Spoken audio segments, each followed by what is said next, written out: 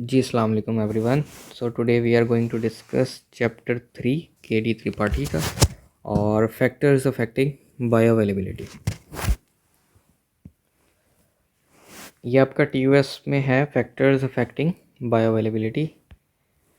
तो first of all पहला factor आपका है सोलबिलिटी। आपको पता है कि ड्रग सोलुबलाइज होगी देन ही उसकी जो एब्जॉर्प्शन है वो होगी। बायो अवेलेबिलिटी का कंसेप्ट जो है ना वो पिछले लेक्चर में हमने डिस्कस किया था। तो इट डिपेंड्स ऑन एब्जॉर्प्शन कितनी हो रही है, ठीक है, और सर्कुलेशन के अंदर ड्रग कितनी पहुंच रही है। The extent to which the drug reaches the systemic circulation in unchanged form, तो उसको हम बायो अवेलेबिलिटी कहते हैं कि सिस्टेमिक सर्कुलेशन में कितनी पहुंच रही है अनचेंज्ड फॉर्म के अंदर। तो एब्जॉर्प्शन के बाद ही वो पहुंचेगी सर्कुलेशन के अंदर। तो उसके लिए एब्जॉर्प्शन के लिए क्या ज़रूरी है, ड्रग सोलुबलाइज होना, तो उसकी सोलबिलिटी होनी चाहिए। देन सेकंड पे है लिपोफिलिसिटी। लिपोफिलिक होगा तो उसकी एब्जॉर्प्शन होगी क्योंकि उसने लिपिड मेम्ब्रेन से पास आउट करना है। जितनी उसकी लिपोफिलिसिटी ज़्यादा होगी उतनी एब्जॉर्प्शन ज़्यादा और उतनी बायो अवेलेबिलिटी ज़्यादा। मॉलिक्यूलर साइज़ भी एब्जॉर्प्शन के लिए ज़्यादा अगर होगा ये मॉलिक्यूलर साइज़ तो एब्जॉर्प्शन जो है वो कम हो जाएगी क्योंकि उसने मेम्ब्रेन से पास करना है। देन आपका फोर्थ पे है रूट। आईवी में बायो अवेलेबिलिटी नियरली 100% होती है, लेकिन आप औरली दोगे या किसी और रूट से दोगे तो उसमें कम हो जाएगी। औरली में क्योंकि फर्स्ट पास ने आना है, फर्स्ट पास मेटाबॉलिज्म, जब मेटाबॉलाइज होगी ड्रग मींस के वो चेंज होगी, अनचेंज नहीं रही। तो बायो अवेलेबिलिटी के लिए ज़रूरी है कि ड्रग जो है वो अनचेंज फॉर्म के अंदर पहुंचे। तो ये फर्स्ट पास मेटाबॉलिज्म आपका फिफ्थ फैक्टर है जो अफेक्ट करता है बायो अवेलेबिलिटी को। सिक्स्थ वन है ड्रग इंट्रैक्शंस। अब दो ड्रग्स आपने दी हैं, ठीक है, एक ड्रग ने और दूसरे ड्रग ने आपस में कम्प्लेक्स बना लिया तो वो भी एब्जॉर्ब नहीं होंगी, उन्होंने इनसोल्यूबल कॉम्प्लेक्स बना लिया तो उनकी एब्जॉर्प्शन भी कम होगी, बायो अवेलेबिलिटी कम हो जाएगी। फूड में क्या है कि अगर कैल्शियम है, किसी फूड आपने कोई ऐसा खाया जिसमें कैल्शियम था और उसके साथ आपने ड्रग दे दी टेट्रासाइक्लिन, इन दोनों का भी कम्प्लेक्स बन जाएगा और टेट्रासाइक्लिन एब्जॉर्ब नहीं हो पाएगी और उसकी बायो अवेलेबिलिटी कम हो जाएगी। Seventh factor as. एज के साथ क्योंकि जो नियोनेट्स होते हैं या बहुत ही छोटे बच्चे और जो एल्डर या बहुत ओल्ड जो होते हैं लोग, उनके अंदर एंजाइम्स की कंसंट्रेशन कम ज़्यादा होती है। जो मेटाबॉलिज्म होता है वो अल्टर होता है बाकी जो लोगों से, जो अडल्ट्स हैं या जो हेल्दी हैं। तो एज के साथ भी बायो अवेलेबिलिटी का जो फैक्टर है वो रहता है कि आप जो ड्रग्स दे रहे हो तो आप वो बच्चों में दे रहे हो या बहुत बूढ़े लोगों में दे रहे हो, तो वो भी एक फैक्टर रहता है आपको जो कंसीडर करना पड़ेगा। देन जेनेटिक्स है कि जीन्स ही उसके जो एंजाइम्स थे मेटाबॉलिज्म वाले, उसके रिलेटेड जो जीन्स थे वो उस बंदे में थोड़े कम हैं तो वो एंजाइम जो है वो थोड़ा कम बनेगा जो मेटाबोलाइज कर रहा था ड्रग को। तो जब एंजाइम कंसंट्रेशन कम या ज़्यादा होगी तो उसका जो मेटाबॉलिज्म है वो अल्टर्ड होगा, मींस कि वो भी कम या ज़्यादा होगा। तो जब मेटाबॉलिज्म कम या ज़्यादा होगा मींस कि वो बायो अवेलेबिलिटी को भी तंग करेगा, ठीक है। ज़्यादा मेटाबोलाइज हो जाएगी, फर्स्ट पास ज़्यादा हो गया तो वो बायो अवेलेबिलिटी आपकी कम हो जाएगी। और इसी तरह का इसका रिवर्स में आप करके देख लो कि मेटाबॉलिज्म कम होगा तो बायो अवेलेबिलिटी आपकी ज़्यादा हो जाएगी।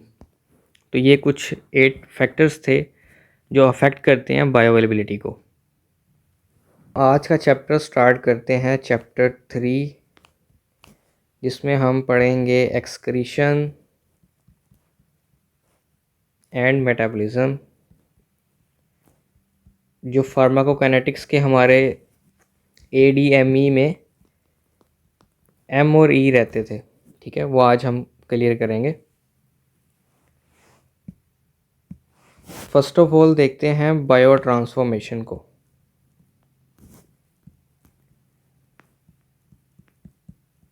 बायो ट्रांसफॉर्मेशन मेटाबॉलिज्म, ठीक है, कि जो ड्रग बॉडी में जाती है तो वो बायो ट्रांसफॉर्म्ड होती है, मींस के अल्टरेशन होती है, उसकी केमिकल अल्टरेशन होती है बॉडी के अंदर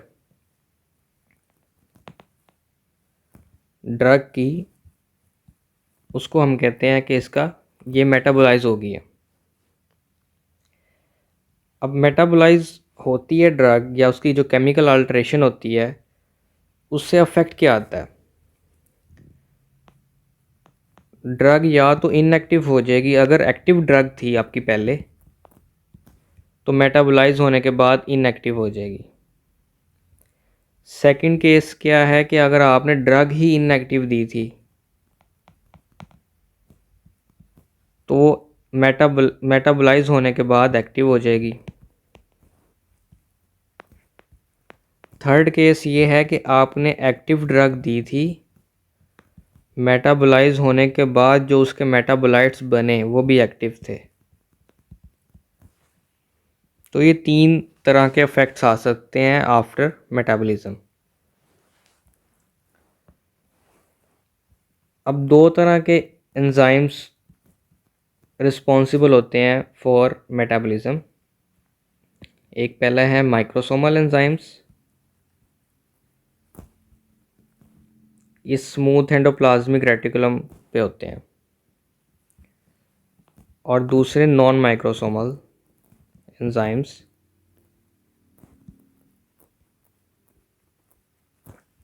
ये आपके साइटोप्लाज्म में माइटोकॉन्ड्रिया में हो सकते हैं।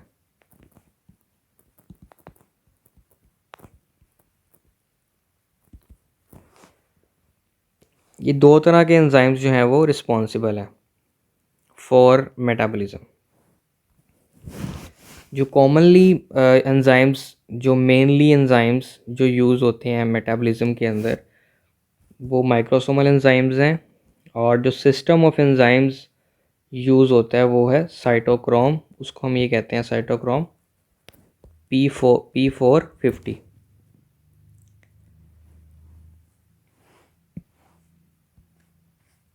This one.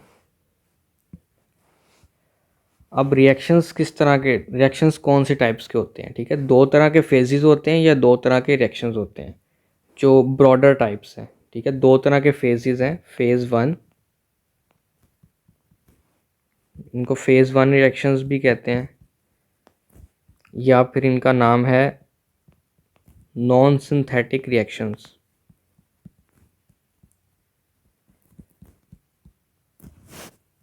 ठीक है, और फेज़ टू में आते हैं फेज़ टू रिएक्शंस, इनको हम सिंथेटिक रिएक्शंस भी कहते हैं।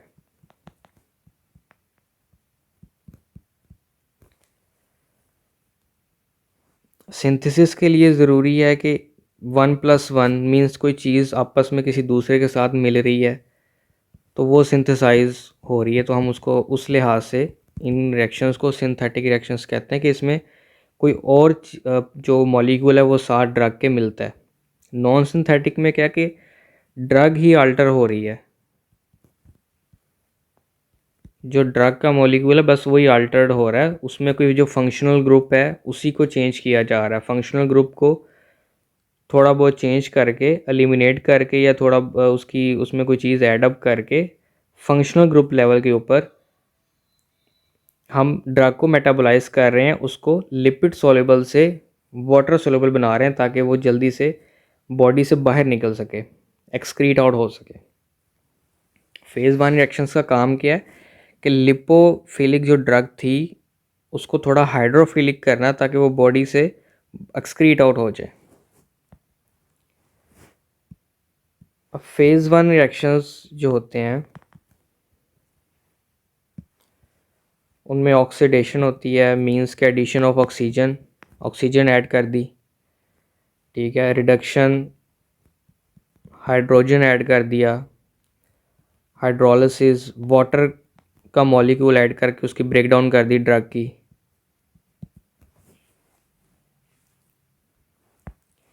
या फिर साइक्लाइजेशन, जिसमें यह है कि एलिफैटिक चेन है कोई, उसको साइकिल में कन्वर्ट कर दिया। या फिर इसका उल्टा, डीसाइक्लाइजेशन। इन सब रिएक्शंस में कोई भी दूसरा मॉलिक्यूल ऐड अप नहीं हुआ, कॉन्जुगेट नहीं बना, कॉम्बिनेशन नहीं बना, इसलिए हम इसको नॉन सिंथेटिक रिएक्शंस कहते हैं। नाउ फेज 2 रिएक्शंस, इनको हम सिंथेटिक रिएक्शंस कहते हैं। इनकी जो एग्जांपल्स हैं वो है ग्लाइसिन कॉन्जुगेशन,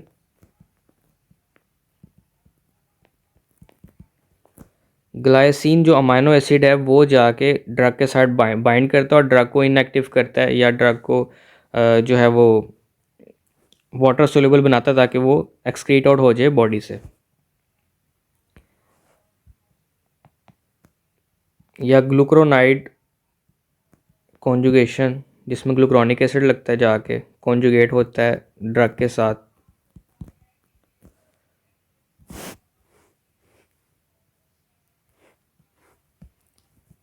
या फिर सल्फेट कॉन्जुगेशन,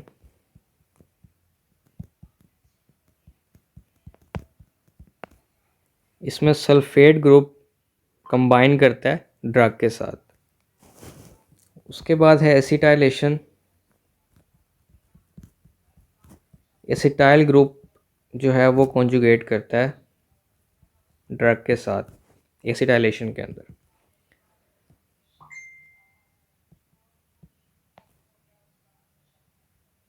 मिथाइलेशन में मिथाइल ग्रुप ऐड होता है ड्रग में, ये आता है मैथियोनीन से। इसका जो सोर्स है वो मैथियोनीन, इसका जो सोर्स है वो acetyl coenzyme A. Then last है ग्लूटाथायोन कॉन्जुगेशन, इसमें ग्लूटाथायोन की कॉन्जुगेशन होती है ड्रग के साथ। अब एक लास्ट पे एक और है राइबोन्यूक्लियोटाइड कॉन्जुगेशन। अब इसमें क्या है, ये ड्रग को एक्टिव करता है। इसका काम, इस रिएक्शन का काम होता है ड्रग को थोड़ा एक्टिव करना। वो किस तरह करता है कि कुछ ड्रग्स कैंसर के लिए हम यूज़ करते हैं, जो नाइट्रोजनस बेसिस होती हैं, एडेनिन, गवानिन, ठीक है, इनसे उनका जो स्ट्रक्चर है वो रिलेट कर रहा होता है। तो ये जब उस ड्रग के साथ बाइंड करती हैं, ड्रग का स्ट्रक्चर इनके साथ रिलेट कर रहा होता है, तो ये आपस में बाइंड कर जाते हैं, जिससे इस ड्रग की एक्टिवेशन होती है कैंसर के ख़िलाफ़, ठीक है। तो ये वाला जो रिएक्शन है ये उसको एक्टिवेट करता है ड्रग को। ये आपके थे फेज़ 1 और फेज़ 2 रिएक्शंस, और मेटाबॉलिज्म के कौन से एंजाइम्स हैं, ये उनकी जो है वो डिबेट थी, ठीक है।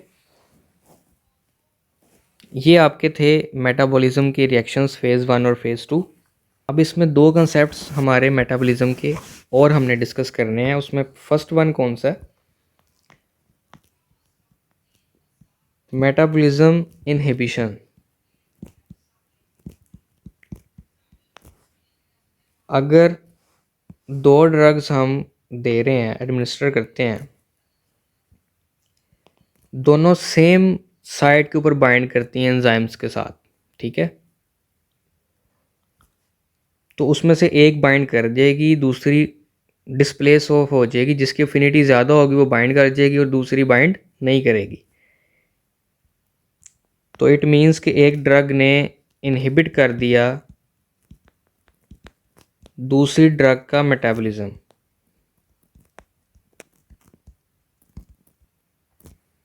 फर्स्ट ड्रग ने सेकंड ड्रग का मेटाबॉलिज्म को इनहिबिट कर दिया, क्योंकि वो उसकी जगह पे खुद जाके बाइंड कर गई। दोनों की सेम साइड थी जहाँ पे बाइंड करना था, तो ड्रग जो पहली ड्रग थी वो जाके बाइंड कर गई, उसकी एफिनिटी ज़्यादा थी। सेकंड ड्रग जो है वो बाइंड नहीं की, उसको मौका नहीं मिला, उसका जो मेटाबॉलिज्म है वो रिड्यूस हो गया। सेकंड कंसेप्ट इसी में ही आता है, इसका ऑपोजिट एंजाइम इंडक्शन। ठीक है, एंजाइम इंडक्शन में क्या होता है कि एक ड्रग आप एडमिनिस्टर करते हो, दो ड्रग्स आप दे रहे हो, ठीक है, ड्रग ए और ड्रग बी। ड्रग ए क्या करती है कि जो एंजाइम्स मेनली, क्योंकि वो साइटोक्रोम P450 होते हैं मेटाबॉलिज्म के लिए, ड्रग ए क्या करती है, इनकी सिंथेसिस को एनहांस कर देती है, इनका नंबर ज़्यादा होता है, तो ये ड्रग बी भी ज़्यादा मेटाबोलाइज हो जाएगी।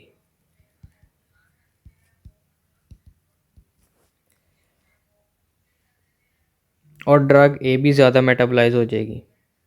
ठीक है, ड्रग ए की प्रॉपर्टी ये थी कि वो इन एंजाइम्स के नंबर को या सिंथेसिस को इंक्रीज़ करती है।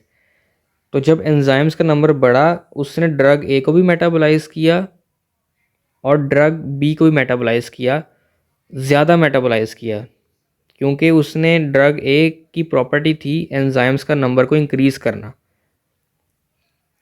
तो उस ड्रग ने एंजाइम्स के नंबर को इंक्रीज़ किया, खुद का तो उसका मेटाबॉलिज्म ज़्यादा हुआ ही हुआ, लेकिन जो दूसरी ड्रग हमने दी थी उसका भी ज़्यादा हो गया।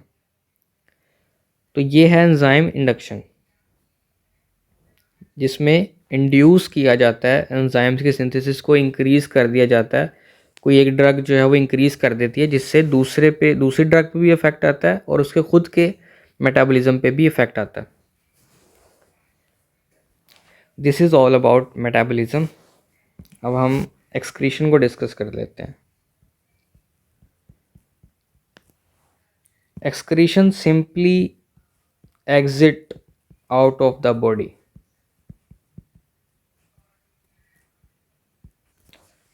ड्रग को बॉडी से निकालना, एक्सक्रीशन डिफरेंट रूट से हो सकती है,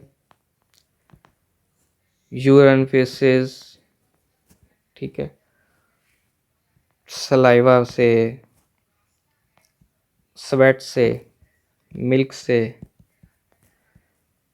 सीमन से। अब इसमें है renal excretion. Renal excretion means के यूरिन से ड्रग जो है वो एक्सक्रीट आउट हो रही है। रीनल एक्सक्रीशन का सारा कॉन्सेप्ट आपने फिजियोलॉजी में देखा होगा,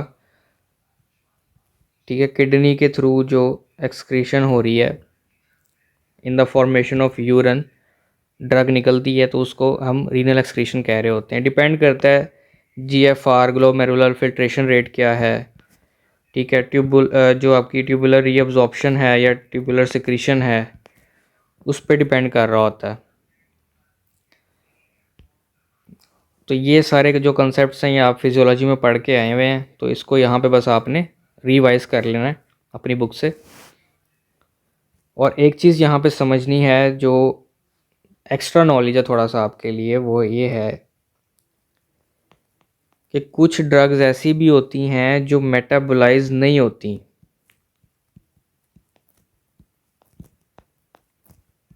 जो लीवर से मेटाबोलाइज नहीं होती, वो अनचेंज्ड फॉर्म के अंदर जिस तरह वो होती हैं, उनकी प्रॉपर्टीज़ में ऐसा है कि वो मेटाबोलाइज नहीं होंगी लीवर से, और अनचेंज्ड फॉर्म के अंदर ही किडनी से बाहर निकल जाएगी। किडनी उसको बाहर निकाल देगी अनचेंज्ड फॉर्म के अंदर। तो ये बात समझनी है कि हर ड्रग लीवर से मेटाबोलाइज हो ज़रूरी नहीं है, कुछ बगैर मेटाबॉलिज्म के अनचेंज्ड फॉर्म के अंदर भी यूरिन से निकल सकती हैं। नेक्स्ट अब हम डिस्कस करेंगे काइनेटिक्स ऑफ एलिमिनेशन। इम्पॉर्टेंट है ये। अब क्लियरेंस का आपको कंसेप्ट होगा। क्लियरेंस क्या है? Amount of plasma that is cleared off from the drug per unit time।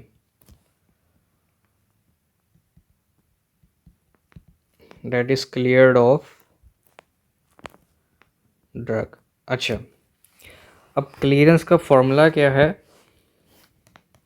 Clearance is equal to elimination rate constant के multiply by volume of distribution. अब काइनेटिक्स में क्या होता है, दो तरह की काइनेटिक्स होती हैं। फर्स्ट ऑर्डर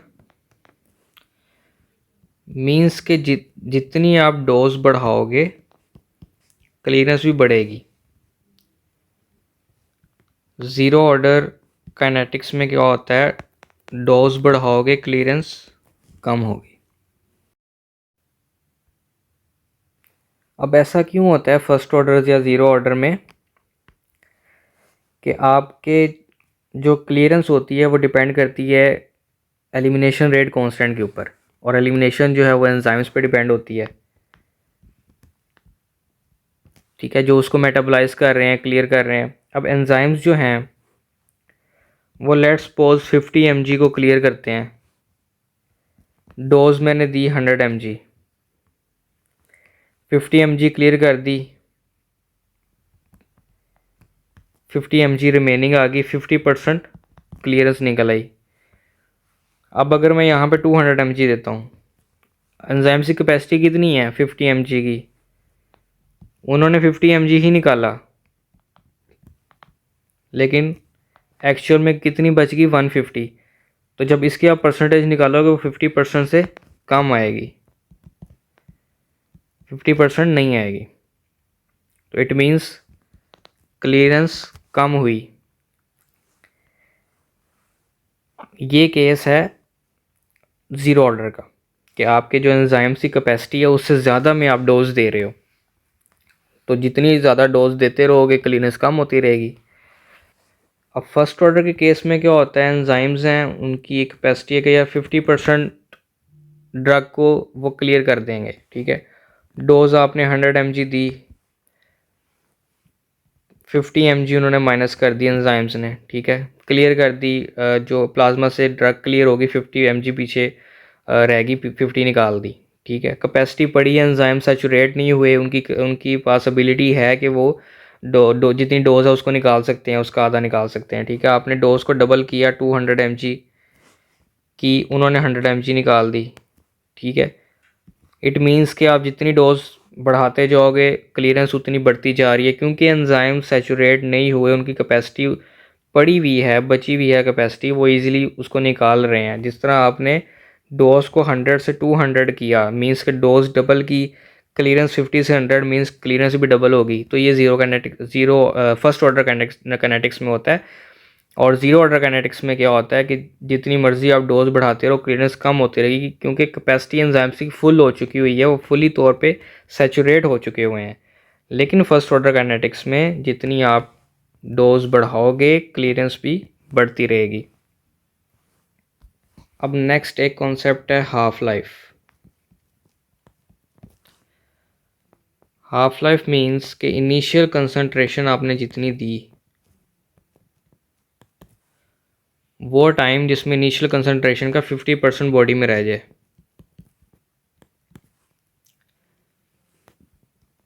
100 mg ड्रग थी, 1 आवर के बाद 50 mg रह गई, तो इसकी हाफ लाइफ क्या हुई 1 आवर।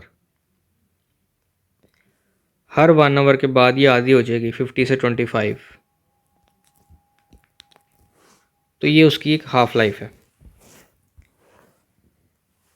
हाफ लाइफ का जो फॉर्मूला होता है T1/2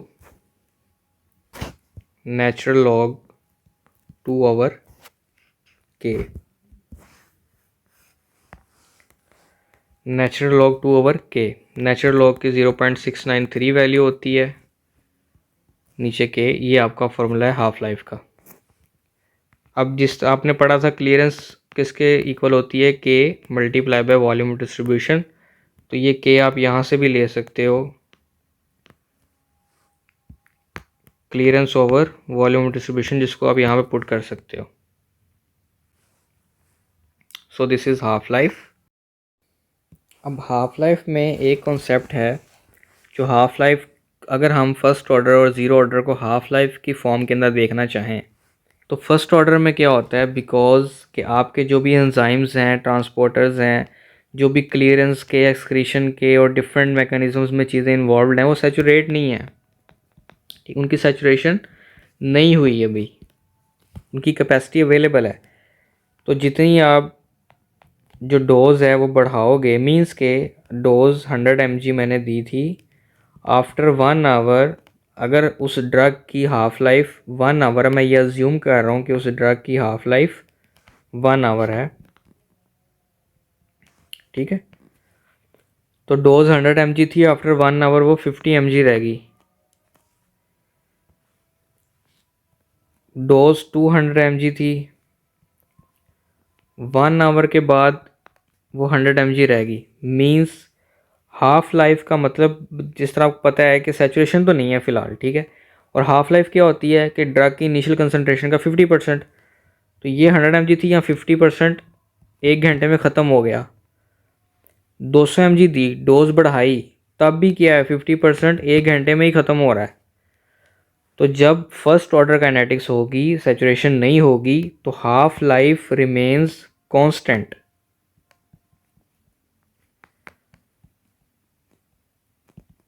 half life remains constant. अब ज़ीरो ऑर्डर में क्या होता है कि सैचुरेशन आ चुकी होती है, ठीक है, ज़ीरो ऑर्डर मीन्स के सैचुरेशन है।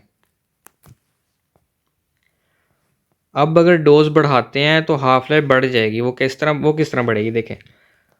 अब डोज, लेट्स सपोज मैं 1000 mg डोज देता हूँ और 1 आवर ही मैं अज्यूम कर रहा हूँ कि उस ड्रग की हाफ लाइफ थी फर्स्ट ऑर्डर के अंदर, ठीक है। तो 500 mg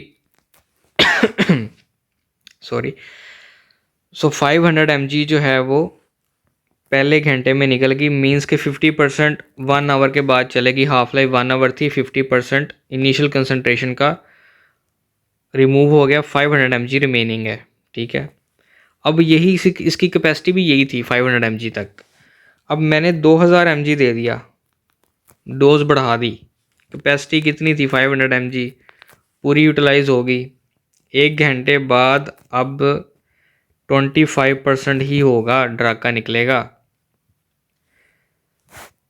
मीन्स के ड्रग कितनी बची जाएगी 1500, 500 ही निकलेगी इसमें भी, क्योंकि सैचुरेशन है। तो 1500 पीछे बची, परसेंटेज निकालो तो वो बनता है 25%।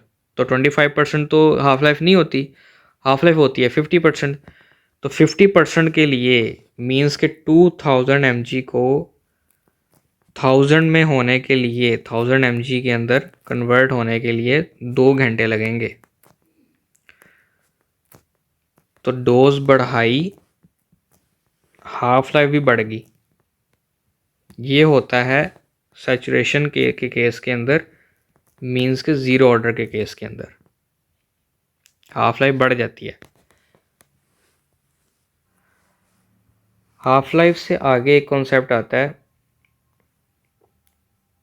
कि अगर आप ड्रग दे रहे हो 10 mg, लेट्स सपोज ड्रग दी, अभी वो पूरी क्लियर नहीं हुई थी, अभी एक ही इस ड्रग की जो हाफ लाइफ है, ये कंसेप्ट ज़रा ज़रूरी से,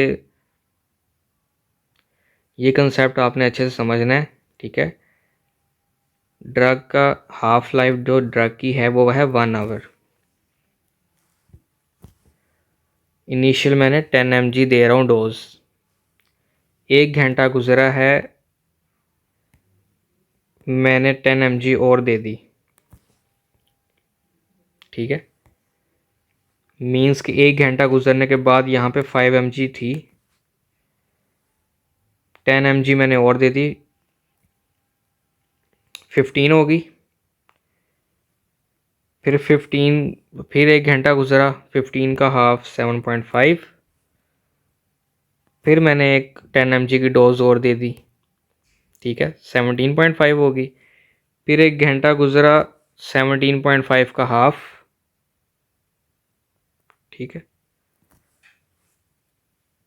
फिर मैंने डोज दी तो वो 18 पॉइंट समथिंग यहाँ पे आएगा और फिर 18 पॉइंट समथिंग का हाफ, और फिर इसी तरह चलता रहेगा। बट ये पहली हाफ लाइफ, सेकेंड, थर्ड, ये फोर्थ, फिफ्थ हाफ लाइफ पे जाके, फोर्थ या फिफ्थ हाफ लाइफ के बाद ड्रग की कंसंट्रेशन आप देखो अगर,